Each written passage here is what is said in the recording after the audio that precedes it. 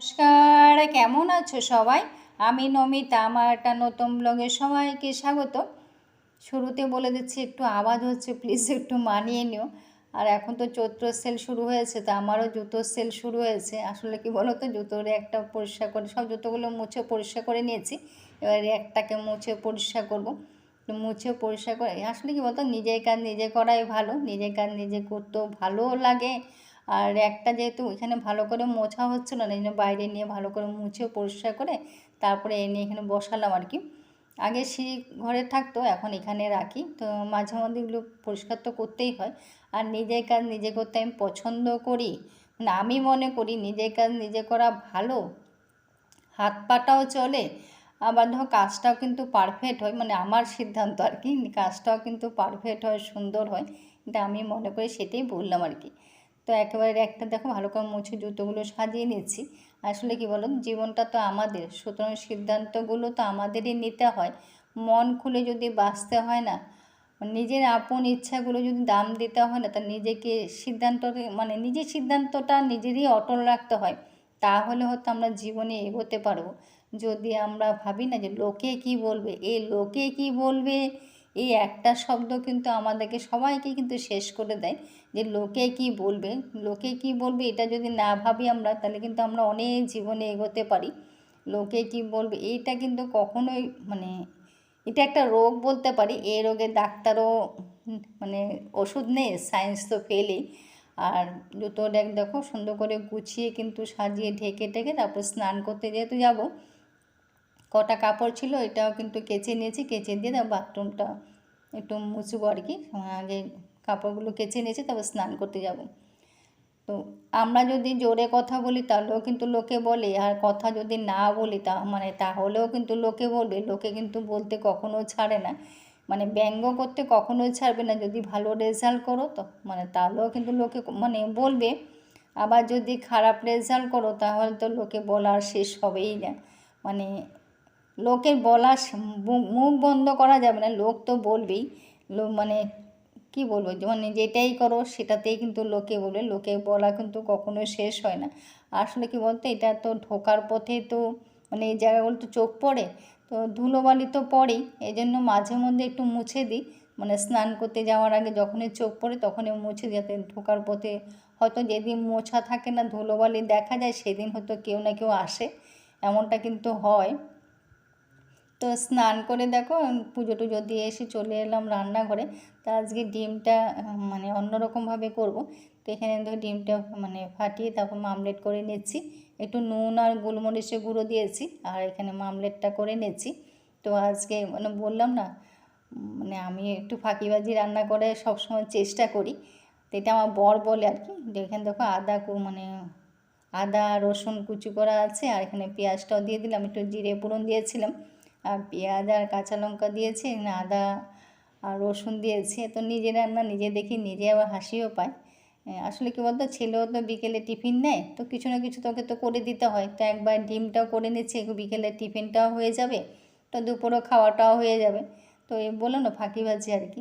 আসলে কী বলতো, এই সময় না মা ফোন করে, আমার মা বেশিরভাগ সময় এই সময়টাই ফোন করে। আর এখানে দেখো হলুদ একটু দিলাম, জিরে গুঁড়ো ধনে গুঁড়ো দিয়ে, নুন তো দিতেই হবে, ও ছাড়া তো হবেই না। মশলা না দিয়েও খাওয়া যাবে, কিন্তু নুন হলুদ তো না দিয়ে, নুন না দিয়ে তো খাওয়া যাবেই না। তো যেটা বলছিলাম, মা কিন্তু এই সময়টা বেশিরভাগ দিনে এই সময়টাই মা ফোন করে। তো আমি চেষ্টা না, আমি মাকে সবসময় সময় দিই।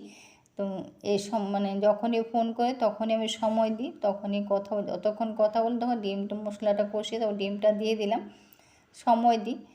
কেননা আমি সবসময় ভাবি এই সময়টার জন্য হয়তো একদিন মিস করব। বাবা তো চলে গেছে, মা আছে। মাকে যতটা পারি ততটা সময় দিয়ে কথা শুনি, মন দিয়ে কথাগুলি যা যা বলতে চায়, যা শুনতে চায় সবগুলো বলি, শুনি। তো ওই জন্য রান্নার সময়টা কিন্তু অনেক সময় ভিডিও ঠিকঠাক মতো হয়ও না। আর রান্নাটা অনেক সময় ফাঁকিবাজি রান্নার চেষ্টা করি আর কি, যেহেতু দেরি হয়ে যায় তো কথা বলতে বলতে, তো ওই জন্য অনেক সময় ফাঁকিবাজিটাও রান্না হয়ে যায়। তো যাই হোক, এখানে একটু জল দিয়ে দিলাম, একটু ক্যাপসিকামগুলো তো সেদ্ধ হবে। আর এখানে দেখো সস দিয়ে করেছে কি, কর্নফ্লাওয়ারটা দেওয়ার সময় একটু ছড়িয়ে গেছে, তো কিছু করার না, একটু জল দিয়ে গুলে নিলে আবার ঠিক হয়ে যাবে। আর এখানে সস দিলাম, টমেটো সস, চিলি সস আর সোয়া সস, ওই সস দিয়ে করেছে আর কি। ডিমটা খেতে কিন্তু ভালোই হয়েছিল। তো খাওয়ার পরে কিন্তু প্রথম বর দেখে বলেছে ফাঁকিবাজি রান্না, তারপর খাওয়ার পরে কিন্তু কিছু বলেনি। তো যাই হোক, মানে খাওয়াটা ভালোই চলেই গেছে আর কি। আর বাজারও এনেছে, বাজারও এখন গুছোতে হবে, অনেক কাজও আছে। তো কাজগুলো কিন্তু সব পড়ে আছে। তো রান্নাটা শেষ করে তারপরে করব আর কি, এক এক করে কাজ। তো এখানে দেখো এটাও দিয়ে দিলাম। যদি এমন একটা দিন আসে কারো ক্ষতি না করে, খারাপ না মানে খারাপ কাজ না করে, সবাই নিজের মনের মতন যদি বাঁচতে পারে না, মানে শাসন তো থাকবেই, পরিবারের মধ্যে তো শাসন থাকবে, তাই না বলো? তো মানে ভেবেছিলাম কিন্তু ডাল করব আর একটা ভাজা করব, তখনই পাশে করে কাকিমা আবার ডেকে লাউ শাক দিল। তা আমাদের এখানে দেখো লাউ শাকটা কেটে নিয়েছি, কেটে আর সবজিগুলো মানে অফ ক্যামেরায় কেটেছি, কেটে একটু কড়াইতে, ওইটাও কিন্তু ফাঁকিবাজি রান্না। আর কুকারে কিন্তু ডাল আর ডাঁটাটা মানে সেদ্ধ করে নিয়েছি, আর এখানে সবজিগুলো ভেজে নিয়েছি। তো একসাথে ফোড়নটাও দিয়ে দেবো, তাহলে হয়ে যাবে আমার এক ডালের সঙ্গে সব সবজিগুলো। তো এইভাবে ফাঁকিবাজি রান্না আমি শিখে গেছি, কেউ যদি শিখতে চাও শিখতে পারো, যা খেতে কিন্তু খারাপ লাগে না। কিন্তু অনেক সময় ফাঁকিবাজি রান্না খেতে কিন্তু ভালোই লাগে।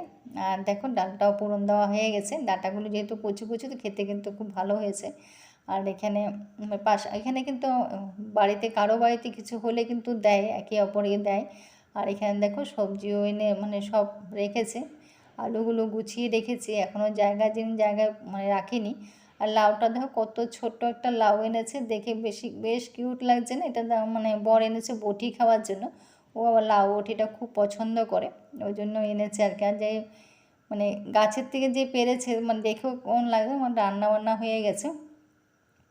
তো রান্না শেষ করে একবার সব বাজার গুছিয়ে নিয়েছি, গুছিয়ে আলু পেঁয়াজ যেখানে থাকে সেখানে সবটা রেখে দিয়েছি। দেখো বাসন টাসন সব মাজা হয়ে গেছে, মানে সব কাজ শেষ করে এখন আর একটা বড় কাজ করব। তো অনেক দিন ধরে ভাবছি এই কাজটা কবে মানে করব করে, মানে সব এলোমেলো হয়ে আছে। তো এলোমেলো জায়গাগুলো এক জায়গায় করব আর কি। সেটাই চিন্তাধারা করতে করতে মাথায় এটা এলো যে গুপ্তধনগুলো কোথায় রাখা যায়। তো সেটা দেখলাম ব্যাগটা ফাঁকা আছে, তো এই জায়গাটায় রাখা আছে। তো ভাবলাম ব্যাগটা এই জায়গাটা যখন আছে, এইটা মানে ওকে নামিয়ে ওর কাছে রেখে দিই, ব্যাগটা কিন্তু ভালো। আর দেখো কত গুপ্তধন, এগুলো কিন্তু লাগে, আমাদের সবারই লাগে, মানে কাউকে কিছু দিতে হলো বা কোথাও গেলে কিন্তু এই কন্টেনারগুলো লাগে। তো ওই জন্য কিন্তু আমি ফেলি না, আমি ধুয়ে পরিষ্কার করে রেখে দিই। আর এটা দেখো আমার ছেলে যখন ছোট ছিল, ওকে মানে ফলের রস করে খাওয়াতাম, তো যদিও রেখে দিয়েছি। তো মানে ছেলের ঘরে আর যেই আসুক, ছেলে আসুক আর মেয়ে আসুক, তাদের সময় তো তখন তো মানে দিন দিন তো সব পাল্টাচ্ছে, তখনকার এগুলো লাগবে, তখন আর এগুলো লাগবে না। তো আমি রেখেছি আর কি। যাই হোক, আমার কন্টেনারগুলো কিন্তু সবগুলো সাজিয়ে নিয়েছি। এটা একটা ভালো বুদ্ধি মাথায়, মানে আমার আইডিয়াটা কেমন হয়েছে একটু কমেন্ট করো তো। আমার কিন্তু নিজের আইডিয়াটা নিজেরই ভালো লেগেছে, যে জিনিসগুলো মানে কৌটোগুলো ভালো থাকবে, আর একটা ভালো জায়গায় রাখতে পারলাম, মানে যখন লাগবে তখনই নামিয়ে বার করে নিতে পারবো। আর দেখো খুব সুন্দরভাবে কিন্তু সবগুলো সেট হয়ে গেছে। আরও দুটো ঢুকতে পারতো, কিন্তু আর মানে দুটো সামনে রাখলাম আর কি, চট করে যদি লাগে। ওই জন্য দুটো সামনে হাতে কাছে রেখে বাকিগুলো কিন্তু সব ঢুকিয়ে দিয়েছি। আইডিয়াটা সুন্দর না? তোমার মানে এগুলো তো লাগে, সবার বাড়িতেই কিন্তু লাগে, কেউ কিন্তু আমরা ফেলে দিই না, হয়তো জানি না কেউ ফেলো কি না। আমি কিন্তু ফেলি না, আমি রেখে দিই, ধুয়ে টুয়ে রেখে কাউকে কিছু দিতে হলেও তো লাগে, আবার কোথাও গেলেও কিন্তু লাগে, তাহলে এই কন্টেনারগুলো কিছু নেওয়া যায়। দেখলাম বেশ সুন্দর কিন্তু মানে এঁটে গেছে, আর সব ঢুকে একবার চেন টেনও সব ভালো আছে ব্যাগটা, মানে এখন তো লাগে না দেখি, ওই জন্য রাখা আর কি এইভাবে। ওই জন্য দেখলাম খুব সুন্দর হয়ে গেছে, এই জন্য রেখে দিয়েছি। আর তারপর জায়গায় রেখে এখন কিন্তু অনেক আমাদের কিন্তু মাঝখানে খাওয়া দাওয়া শেষ হয়ে গেছে, খাওয়া দাওয়া সব শেষ করে তারপরে এখন 4টে মতন বাজে, একেবারে সোজা চলে যাব, ছেলের টিফিনটাও গুছিয়ে দেবো, অফ ক্যামেরা রুটিটাও করে নিয়েছি। তো টিফিন গোছাতে আজকে ব্লগটাও শেষ করব। তো কেমন লাগলো কমেন্ট করো, সবাই ভালো থেকো, সুস্থ থাকো, সবাই যেন আমরা মানে নিজেদের সিদ্ধান্তগুলো নিজেরাই যেন নিতে পারি, সবাই যেন মন খুলে বাঁচতে পারি, মানে শাসন থাকবে, শাসনের মতন শাসনও থাকবে, আমরা যেন এগোতেও পারি, মানে নিজেদের কাজগুলো নিজেরা যেন আমরা নিজেদের মনের মতন করতে পারি, সেটি মানে ঠাকুরের কাছে প্রার্থনা, সবার যেন সময় মনে আশা পূর্ণ হয়। আর ছেলে টিফিনটা ছেলেও খুব ভালো খেয়েছে, ওগুলো রুটি দিয়েই বেশি ভালো লাগলো। যাই হোক, সবার খাওয়াটা সবার ভালোই হয়েছে। আর ওকে টিফিনটাও গুছিয়ে দিলাম, আর আমিও ব্লগটা শেষ করলাম। এখন আমি স্নানে যাব, তারপর স্নান টান করে আবার সন্ধ্যের পুজো দিতে যাব আর কি।